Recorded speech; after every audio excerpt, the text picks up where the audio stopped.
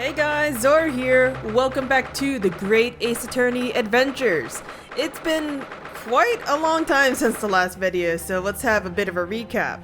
Last time we played this game, turns out we're getting a lot of inconsistencies, like very, I guess, consistent inconsistencies of whether or not the victim was on the floor and the seat, but something is not labeled right. Like something is wrong here, and it's not because of the witnesses themselves. That's part of the reason. But what actually happened is that Magnus McGilded, in all of his glory, is withholding some information from us. And turns out, I think we're about to have a new witness. Basically, someone else was in the carriage? Who knows? But that's basically where we're at. We had a big old smoke alarm in the courtroom. And now we're in the antechamber currently in recess or after recess. I'm not sure which iteration it is. Regardless of the point. What on earth just happened in there? Mr. Naruhodo, I managed to find out what happened. Mr. Zato, I was told it was an advanced form of smoke grenade, a type of exploding device that releases smoke. A smoke grenade? It sounds like the sort of things Ninja uses. I just took that S and put it on a different word. Alright. They're just making sure everything is safe now. I think the trial will start again before long. But who would have done something like that? The police managed to catch someone who was trying to flee from the courtroom, apparently. Flee the courtroom? Why? Well, it's a young girl of around 15, I hear. A young girl? Then could it be the other passenger that Mr. McGilded was just talking about? My thoughts exactly. So he wasn't lying. Oh, what became of Mr. McGilded actually? There's so many things I need to ask him about. But he's not here! I think he was summoned to the prosecutor's antechamber to answer questions. You know, it's never a good thing when they take the defendant into the prosecutor area. That just spells trouble, man. Along with the young girl. Who is she, I wonder? And what was she even doing here at the trial? She was taking a huge risk. And for what possible benefit to herself? There's another matter that's troubling me. What's that? The 20 pence. Oh,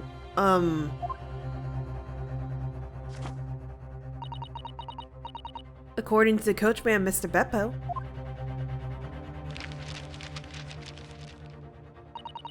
He took 4 passengers that night, at a fare of 5 pence each. It still bothers me that it's not spaced out in some of these words.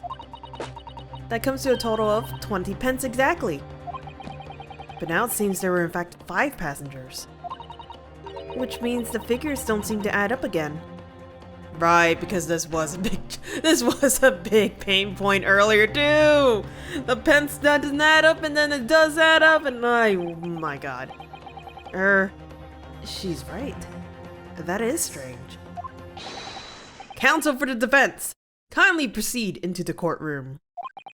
The trial will recommence in 5 minutes. Oh, thank you, officer. We'll go in straight away. Well, whoever she is, I imagine this young girl will be asked to take the stand and testify now. I really can't imagine what she's going to say, but it could alter the whole direction of the trial. We'll know soon enough, Mrs. Zato. Yes! Okay, so part of the reason why there's big a delay of these from last episode to now is because of the voices. I'm not a trained voice actor. I'm far below. I'm not even considered enough to be a voice actor. Or a voice actress, I guess you say. But whatever. And with the voices I kind of give for some of these characters have been a little bit extraneous, so if they're a little off, I apologize. But I'm also trying not to wear myself out and kill my own throat. So, you, Mr. McGilded, are part of the problem. And you, sweetheart, I can't pull off your accent for any worth of God, so I'm just gonna wing it. There's the young girl next to Mr. McGilden. Look. She must have been the one who caused the disturbance before. Please tell me that was Yurasaki that spoke the first line. Well, after that rather eventful recess, the court will now resume the trial of Mr. Magnus McGilden, which actually, give me a moment, I think the volume's a little too high. Okay, there we go. Usually, it's been so long since I've actually tried to record anything I forgot to turn down the volume on my monitor. Now then, Lord Von Zeeks. My lord? I believe you have established the cause of the smoke which veiled proceedings earlier?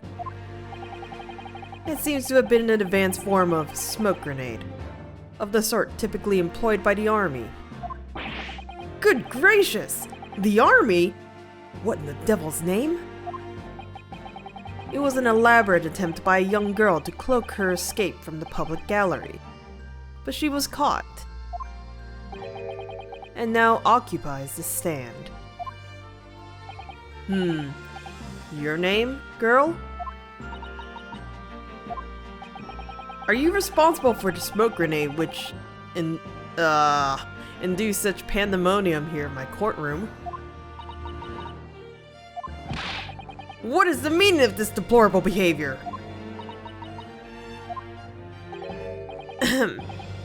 If I may, my lord. Yes, Mr. McGilden? I think perhaps I ought to explain here.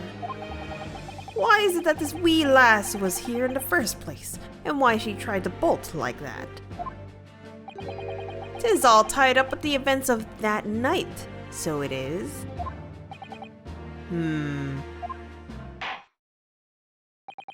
Very well. Very well, Mr. McGilden. Give your testimony. This is the testimony that we were asking for anyways, but now we have it for the girl. You explain to the court exactly how this young woman is involved in the case. Just what did happen that night? It's not like a defense lawyer needs that information or anything.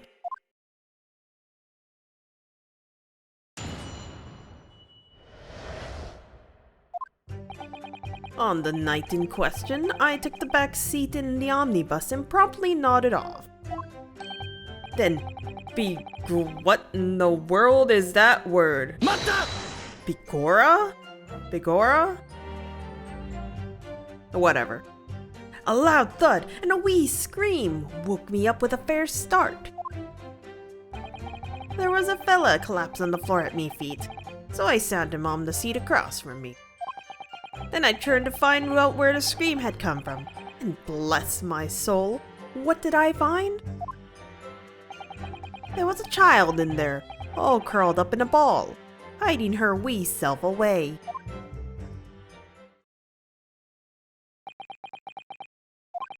I remain somewhat baffled, I confess. But from what I gather on the night in question, this young girl was indeed riding in the omnibus. Is that correct? 'Tis exactly as the defense counsel said. This last was the 5th passenger, my lord.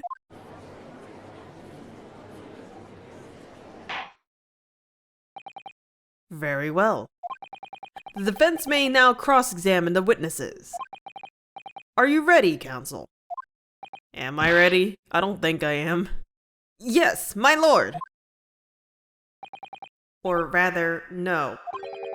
I have no idea where to start. And I don't like how quiet Mr. Von Zeeks is. Okay, on the night in question, do I just have to press everything? I mean, I'm not gonna press everything off the start, but we'll pick out some information I'm wanting to look at. A loud thud, you say? And a scream? That's right. How can I explain it? 'Twas like the sound of someone falling to the ground. That sort of noise. So you think it was the sound of Mr. Mason falling to the floor having been stabbed? Well now, you'll remember I was asleep at the time, so I wouldn't like to say. And when the sound woke me up and I opened my eyes, there wasn't a soul to be seen in the carriage but the fella on the floor. You didn't see anyone. But at the same moment, you did hear a scream. Ah, from the seats above you on the roof deck, I presume? Not above me, no, my lord. 'Twas from inside the cabin. But I wasn't altogether thinking about the scream. No, I was too stunned by the desperate sight before my eyes. As would any normal person. So I'm up. Yeah, that basically coincides with body being on the floor and body being in the chair. But you sat him up? The victim, you mean? That I did. On the seat across from me, as I said. I could plainly see the poor devil was already gone. And you wouldn't leave a dead man just lying on the floor now, would you? You know, probably. 'Tis common courtesy, so it is. I find that a little hard to believe. Ara, Lord Von Zeeks. Now why would you say, now why would that be? I've been doing a lot of tongue twisting as of late. You're gonna have to forgive me, 'cause it's gonna get worse. You wake to find a man lying dead at your feet in a carriage. Any normal person would hail the cabman. Any upstanding member of London society, that is. Well now, as you know, I'm in something of a special line of business. The business of lending money at exorbitant rates of interest. Unfortunately, my lord, not everyone is thankful for the help I offer them, and some would even see me dead. So I do try, where at all possible, to avoid getting myself in a tangle with trouble. Are you suggesting you were just gonna leave the man there? Heavens alive, no! I was always intending to report it, so I was. Only, I had a mind to find out the whys and wherefores first. The whys and wherefores? Right you are. There were some details I wanted to understand before anyone else got to meddling. That wee scream I heard, for example. Wouldn't your good self do just the same? Yes. The scream he says he heard at the same time as the thud of the victim kept collapsing. I'm trying to find out where the scream is. One of these is supposed to, I assume is supposed to tell us, like, where in this cabin. You say she was hiding herself? Aye, that's right. 'Twas hard to see in the dim lamplight, but she was all curled up in a wee ball. When our eyes met, well, me heart nearly stopped beating in my chest. Ugh, you're really overacting this. Still and all, I pulled her from under there. Okay, so it's no statement before. And sat her on the seat opposite so I could have a wee chin wag? Basically a talk. The seat opposite. That's right, just next to the dead gentleman there. You sat this young girl next to a corpse, sir? Well, as I'm sure I've mentioned, a gentleman in my position can all too often find himself in mortal danger. So, I needed to find out just who this urchin was, you see. And while I was in the middle of talking with her, I heard another scream, a fella's voice this time. Presumably that scream was Mr. First, who was sitting on the roof deck seats. Right you are again, I would say, sir. Looking down through the skylight, he must have seen this young girl and the gentleman with the knife in his belly. In other words, the previous witnesses did not, in fact, see you at all, Mr. McGill. What they believed to be yourself and the victim was in fact this girl and the late Mr. Mason? Aye, my lord. I was, as I think everyone understands now, sat at the back of the carriage, out of sight. Uh-huh. You know, I know I'm supposed to be defending you and everything, but this is all sorts of sketch. It is certainly plausible. The defendant is somewhat diminutive in stature. Diminutive? Readily confused, perhaps, with this young girl. After that, of course, with the scream from the gentleman over us, the driver realized something was wrong and pulled up the horses. Do you wonder how you must be feeling, Mr. Naruhodo? Being the defendant's lawyer, and yet finding myself as stunned as everyone else at his testimony? Let's just say it's trying. We certainly had precious little time to talk to Mr. McGill before the trial. But we mustn't be dispirited. We must just try to learn all the facts we can. When we arrived in London this morning, I didn't see my day panning out like this. Mr. Naruhodo, no grumbling even in your head. How did you know? Alright, do I actually have to say everything? This one. I'm afraid I don't understand. I'm sure you told the court that there was no one else in the carriage except yourself and the victim. So I did, sir. So I did. As far as I could see, that is. What do you mean by that? Well now, just a queer thing. The wee scream I heard as I woke up. It came from, if you'll excuse the vulgar expression, under me backside. Good gracious! Under your backside? And when I lifted the seat on which I've been sitting, I found there was a wee cubbyhole there for storage. Mr. Naruhodo, we can examine the omnibus ourselves, remember? Yes, of course. The whole bus was submitted as evidence. This would be a very good time to have a thorough look around inside. And that's when I found her. Okay, hang on. So, because of like how long it's been since I've last played this game, and also just the amount of times that I've checked this omnibus, because I feel like, oh, that was a mistake. That was not the button I meant to hit. Yes, I realize my behavior is odd. I am scrambling, please. My badge. Give it back! I won't lower my hand to prove my client's innocence, as long as it's quite quick. But yeah, the amount of times I know I've checked this omnibus, I actually don't remember if I checked that particular one before. Hello?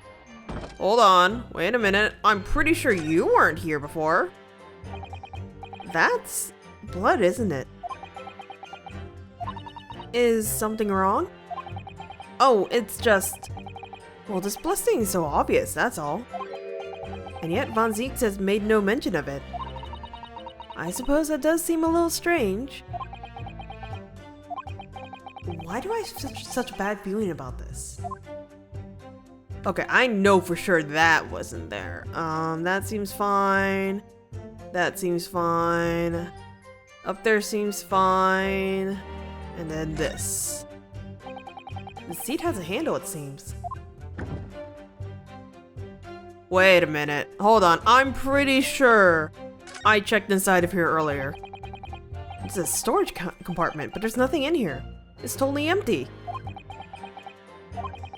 Something doesn't seem right here, but I can't put my finger on what it is. Yeah, I am quite sure you had the ability to open this up before, because there's just this handle here, unlike the other seat. And I am quite sure that there was like some equipment here. And I think even with the equipment, someone could definitely be down there, especially if it's like a young girl, 15. But now it's gone? My brain has all sorts of it's all weird, and I am confused. But now I have confirmed that there is something a little wrong here.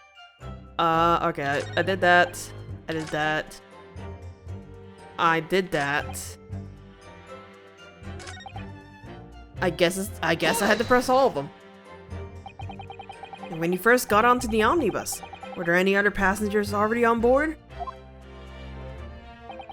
There were not. The cabin was empty, and there was no one on the roof deck either. You were the first passenger, as it were. I see. And that's why I took the back side as I did. It's the most comfortable, so it is. Could you explain exactly what you mean by the back seat? By all means. This is how you already described it earlier. I'm talking about the seat opposite to the one in which the poor gentleman who was stabbed was sitting. Like I said, this is the most comfortable and where I feel most at ease. And of course, I enjoy gazing through the skylight from time to time as well. Alright. Thank you. I've heard enough. The events as explained are clear in my mind. However, at least one conundrum remains. Who is this girl? Her name is Gina Lestrade, my lord. She's a chancer. Earns her crust among large crowds, relieving people of their purses. What's commonly called a pickpocket. What? This girl here? A petty thief?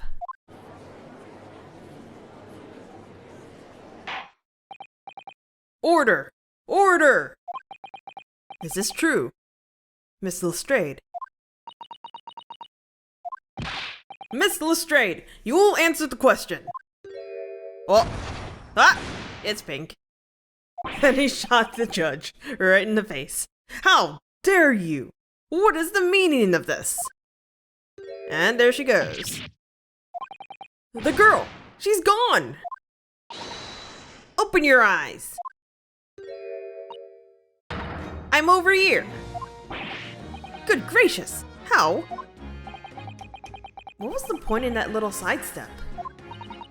I know what you lot are thinking. Grown-ups are all the same.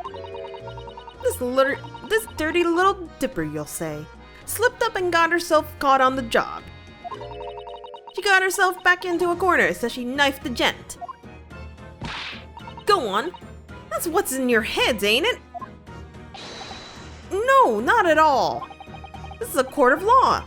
We're here to determine the truth, not the cow. Right, and I get green.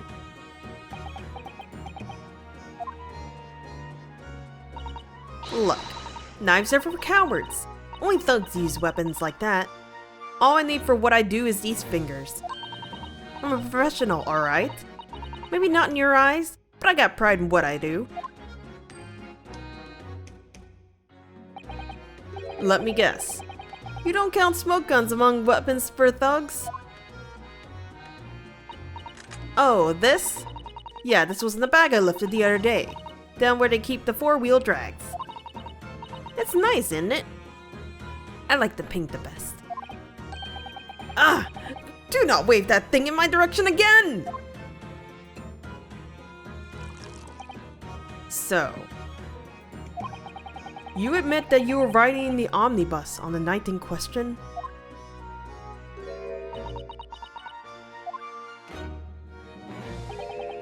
Tis alright, lass. You can tell them the truth now. Alright, yeah. It's just like the Irishman said. The court accepts this girl, Miss Gina Lestrade, as a valid and significant witness in this case. I actually don't know if I'm saying her last name correct, and I am sorry if I am not. Accordingly, young lady, we will now hear your testimony, if you please. You will tell the court exactly what happened in the omnibus on the night in question. Alright, if I have to.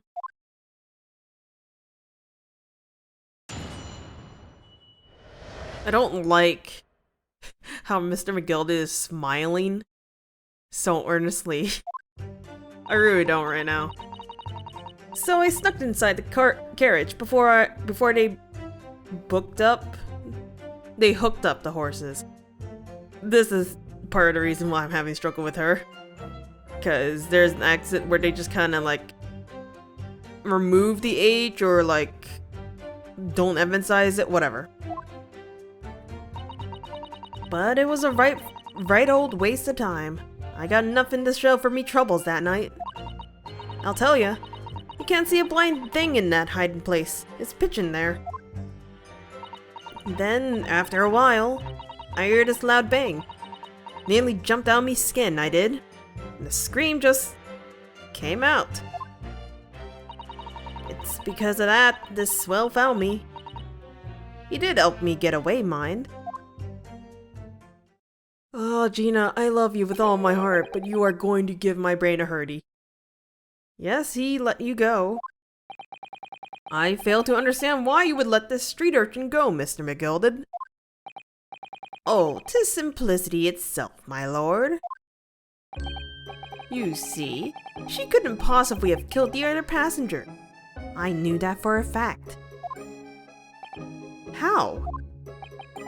As I'm sure I said before, sir.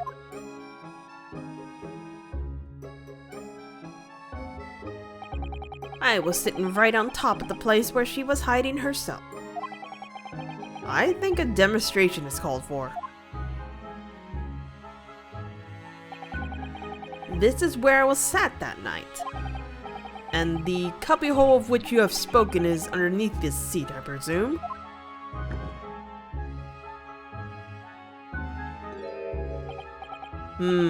Yes. It does appear just large enough to accommodate someone of this girl's stature. Aye, but of course the wee lass was stuck in there. Because I'd parked myself on the seat for the duration. Ah. So you see, that's why I let the lass bolt. I knew that if the police found her here, they'd automatically assume she'd done it. But I couldn't live with myself if the young life was ruined when all the time I knew she was innocent.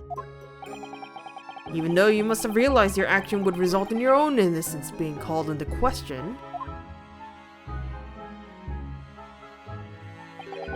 Not at all, my lord, not at all. I knew in my own heart that I was innocent. So I thought it was worth taking a punt of my own good name for the sake of this less fortunate lass. My goodness! What a perfect gentleman. My lord! This fine example of a man can't possibly be guilty of a heinous crime like this. I'm ashamed of myself for ever doubting you, sir. How many is that? Oh, there's still one that's on the guilty side.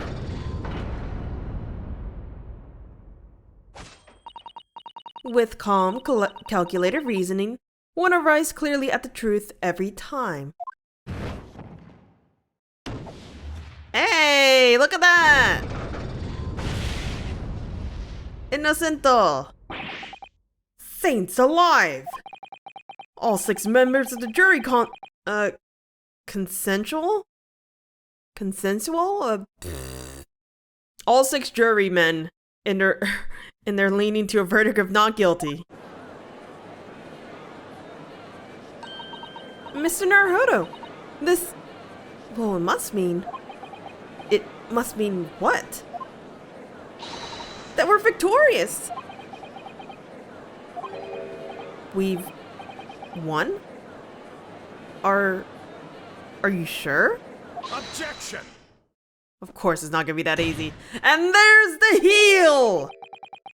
If the sight of my iron-heeled Wellington offends, pray do forgive the discourtesy. I love you, Von Seeks. This really is a consummate example of the one monumental flaw in British judicial practices, where evidence and reasoning should be paramount. Emotion rules the day. Emotion? The witness's last statement gives us a clear insight into his true nature.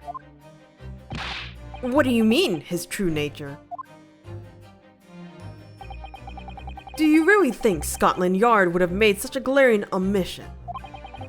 After the incident, the omnibus was comprehensively searched by officers of the police. Obviously, the interior of this cubbyhole, as the witness put it, was included in the investigation. The compartment under the posterior seat was full of the coachman's belongings. It's noted in black and white here in the police report. Good Lord! The evidence has been tampered with. In order to corroborate Mr. McGilda's story, someone has unlawfully removed everything from under the seat. What?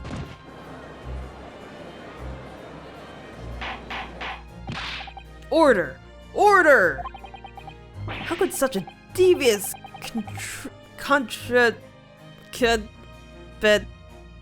English is a stupid language, and I will continue to say this every time I can't say a word. Anyways. Naturally, we must acknowledge the deficiencies of the constabulary in allowing this to have happened. However, I assure you, when the omnibus was wheeled into the courtroom this morning, the compartment under the seat was not empty. Well, my Nipponese friend. Me? When the carriage was submitted as evidence, doubtless you examined it in fine detail, as would any self-respecting practitioner of the law. Pray, what did you find in the condition of the underseat compartment to be? Oh, to be sure, the young gentleman will be able to clear this up in a jiffy. Sorry? Go ahead. You tell the court now, fellow. How this was all an elaborate excuse by the desperate Lord Von Zeeks. Well, Consul, do you have anything to say on this matter? How am I supposed to answer? What can I say about the state of that little compartment under the seat in the omnibus? So, fortunately, they actually kind of consider whether or not you do look. If you're like relatively new to the game, you only looked at the things that you were really wanting to look at. There's an option for I didn't look. But I'm pretty sure I did look. So I'm betting to say the word not empty. But my memory just could be in a blitz right now. I really don't know if giving this answer is helping my cause as counsel for the defense. But as far as I remember, at least. When I first examined the compartment, I'm fairly certain there were a number of articles inside it, yes. Are you sure, Counsel? Be whisked. What are you saying now, you daft doll?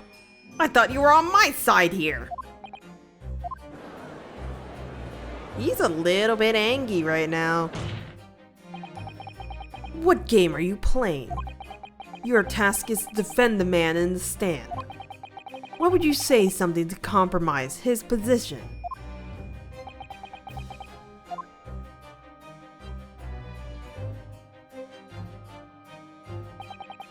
As the advocate for the defense in this trial, I confess I'm still not entirely sure where I stand. But it seems to me that I should state what facts I do know as clearly and honestly as possible. Interesting. 'Tis not altogether pleasing, fella. I'm simply telling the truth, Mr. McGilded. Well, don't forget that you're supposed to be representing my best interests here, lad. Now then. A fellow's memory is a curious thing and not altogether reliable. No, the court must consider the facts. That there cubbyhole under the seat is as empty as the devil's heart, so it is. Do you think perhaps it would be in your best interest now to admit that you might have been mistaken? Why? Why do I feel like something's not right here? I should like the jury to weigh in on this matter, I think.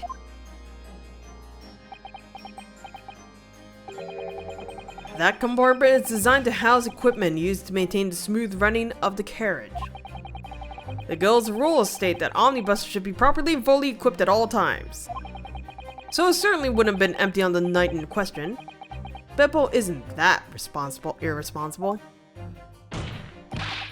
That money-lending fleecer and the pick purse are lying.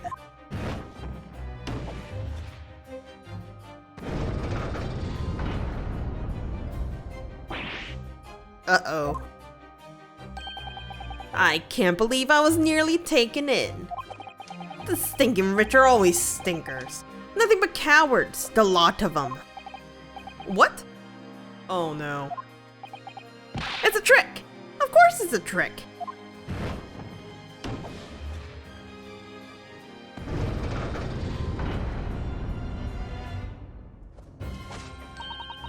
Quite so. I must concur here. This is bad. Well, the scales have now been evened. Again. With calm, calculated reasoning, one arrives clearly at the truth every time. Yes, but every time a different truth, it seems.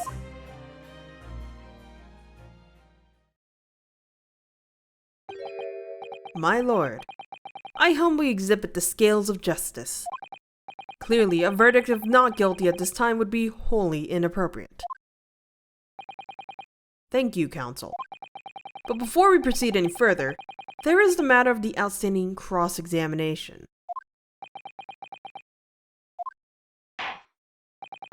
Counsel for the defense, begin your questioning of the witness, please.